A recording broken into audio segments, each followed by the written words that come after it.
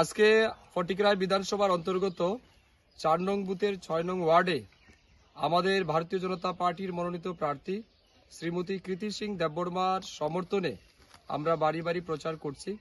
প্রত্যেক বাড়িতে যাওয়ার পর মানুষ যেভাবে অভূতপূর্ব সমর্থন আমাদেরকে করছেন এবং আমাদের প্রধানমন্ত্রী নরেন্দ্র মোদীজির কাজে মানুষ যেভাবে খুশি জাহির করছেন, এটা শুধুমাত্র সময়ের অপেক্ষা যে আমাদের প্রার্থী কৃতি সিং দেববর্মা আগামী দিন বিপুল ভোটের ব্যবধানে এখান থেকে জয়ী হতে চলছেন এবং আমরা বিশ্বাস করি আমাদের যশস্বী প্রধানমন্ত্রী নরেন্দ্র মোদীজি আপকি বার ৪০০ পারের স্বপ্ন পূরণ করবেন, সেটাও সময়ের অপেক্ষা। আমি আমার সাথে যারা উপস্থিত রয়েছেন বিজেপি দলের কার্যকর্তা সবাইকে ধন্যবাদ জানাই এবং মানুষ যেভাবে স্বতঃস্ফূর্তভাবে আমাদেরকে সাড়া দিচ্ছেন, উৎসাহ উদ্দীপনা নিয়ে বেরিয়ে এসছেন, এটা সত্যি আমাদের জন্য অনেক বেশি আনন্দের।